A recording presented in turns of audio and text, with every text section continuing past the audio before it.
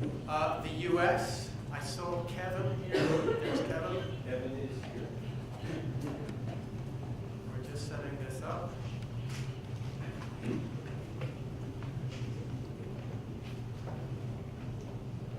As you can see, Kevin is Vice President responsible for government affairs. So Capitol Hill in Washington, that's Kevin's home turf.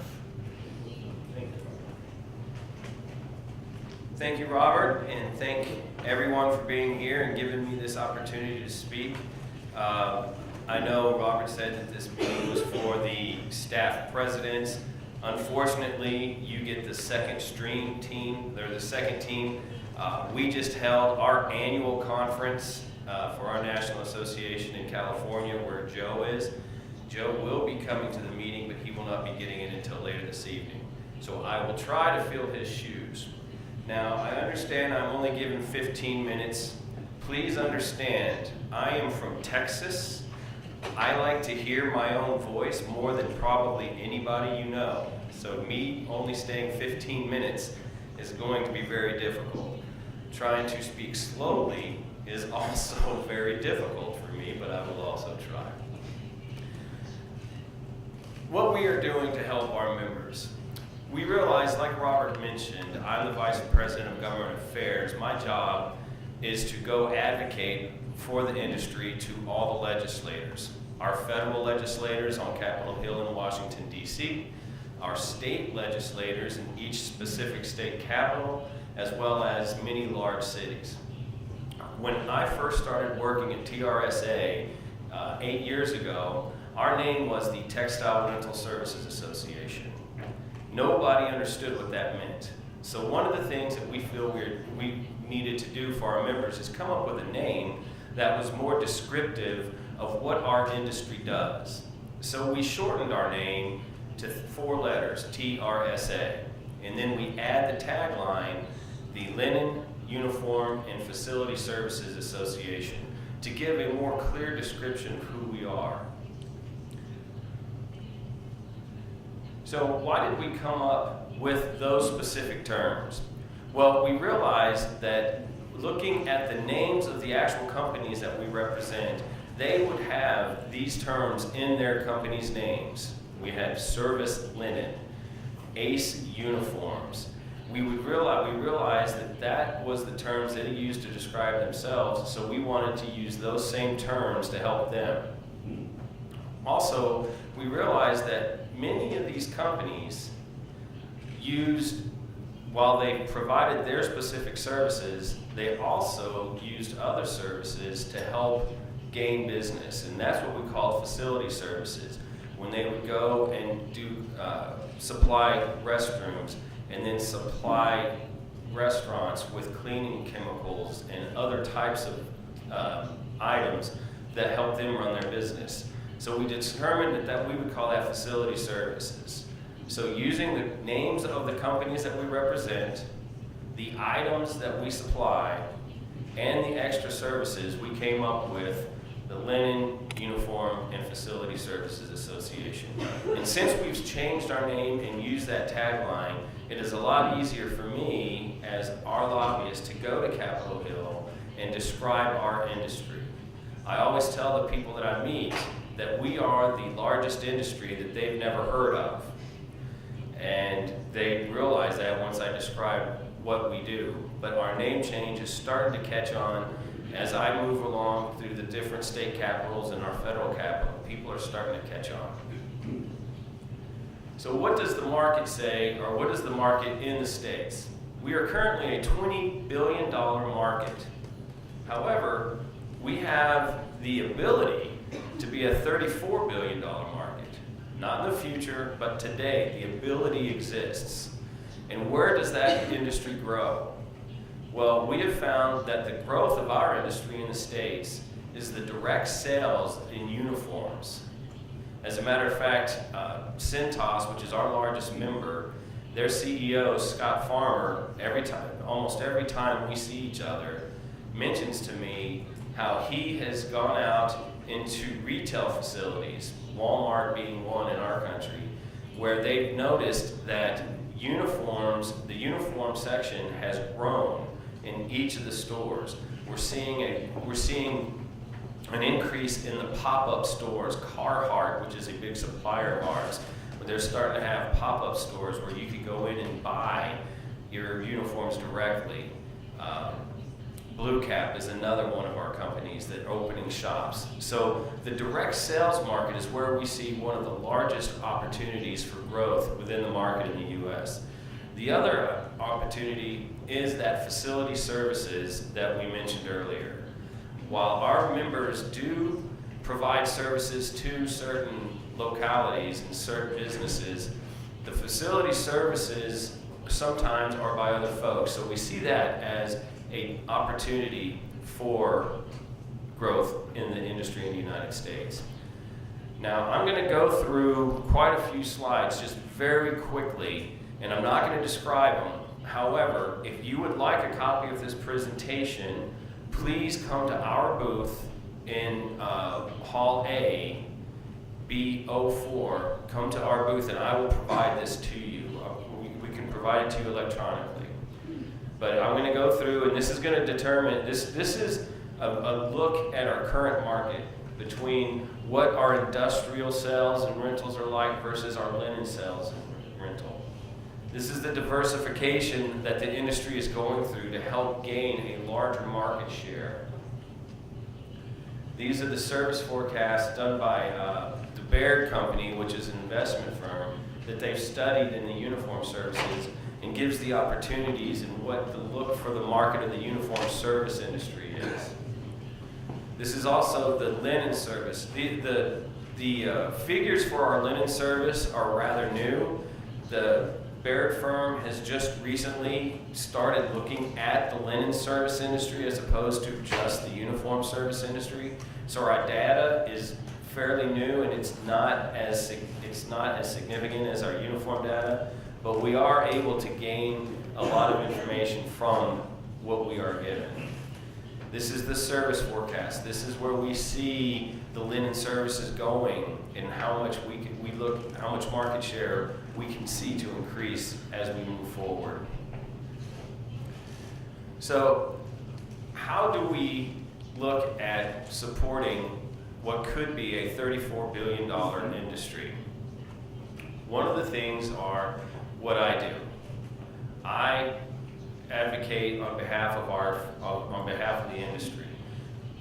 In a prior administration, there had been some environmental issues that had been affecting our industry that was costing our industry quite a significant amount of money that had to do with air emissions, and it also had to do with water discharge. So it was up to me to go out to the different policymakers and let them know how the policies they were trying to implement were affecting our industry.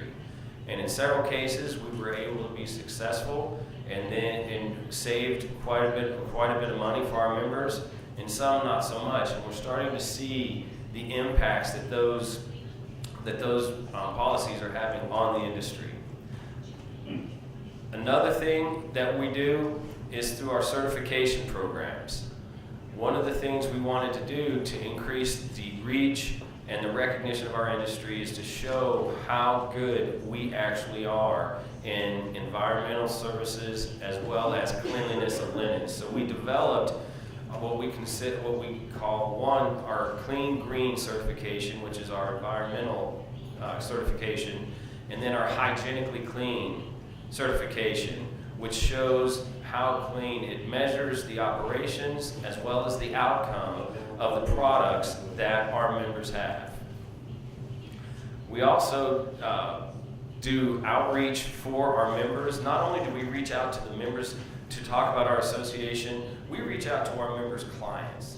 We reach out to the hospitals, to the hotels, to the different industrial segments, the manufacturers, the coal producers, the gas producers, and let them know about our industry and the advantages that our industry represent and how we can save them money. We also, I mentioned that Joe's at our annual conference. We had over 250 of our folks in the annual conference having network opportunities. We had programs having to exchange ideas between our operators and our suppliers, where they were able to sit down on one-on-one meetings to, one, talk about their products, and two, discuss what types of changes or modifications could be made to their products to help our members operate more efficiently and more effectively. And we continue to work with other groups outside of the U.S., which is one of the more fun things that Joe and I like to do, is come spend time with you guys. And it also gives us an opportunity to come to Italy. It gives us an opportunity to come to Frankfurt. I think Joe was with you in Prague? The Czech Republic not too long ago. So it gives us an opportunity to share what we have been doing and what we know with folks around the world who have different experiences that would help our members in the States. Now we're coming to my wheelhouse. This is what I consider my wheelhouse and probably where I'm going to spend the rest of my time, although I've got a lot more slides. But what are we doing on the advocacy stage? I just told you that through a prior federal administration that we were having issues come down to us that was causing difficulty with our members. Well, through this current administration, through this current administration at the policy level, things have eased up on our industry. And we have found that the most effective place we can be is at our actual state levels. Now, in California, there was a rule, it's called Title 22, that required any operator that processed healthcare linens, they had a prescribed method of doing their laundry. They had to wash their laundry at 160 degrees for 24 minutes, period. That's if you did any type of healthcare facility, you had to do that regardless of what type of mechanical action you supplied or what type of chemicals you used.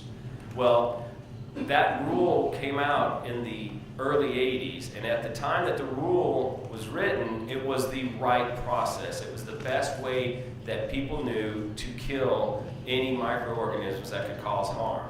However, during that time, through the different types of mechanical action, through the different types of chemistry that has been developed, we could reduce our time and reduce the temperature of the wash cycle, saving energy and saving water, and to our members, saving money, as well as increasing the output that they had. So now, we worked with the state just 4 weeks ago. The governor signed the law, so the law goes into effect January 1, 2020. It gives us a year to come up with the correct policy to help our members. And now our members can start operating at a lower temperature and a shorter time, increasing the amount of product they can push through, helping their bottom line. Another thing, and I heard from Robert when we were fighting this, because I understand that this is something going on, at least in Europe, if not worldwide, is the polyester getting in water discharge and the possible harms it could be causing in the discharge system. There was a law introduced in California that was going to force any type of fabric that had polyester on it, it would have to have a tag affixed to it that said polyester fibers come off in the wash, and we recommend hand washing of this garment. Now, I just told you about this Title 22. How many healthcare linens do you know of that have polyester in it? Scrubs, just the healthcare linens, the towels. Now, how can someone hand wash in water of 160 degrees in 24 minutes? It's not possible.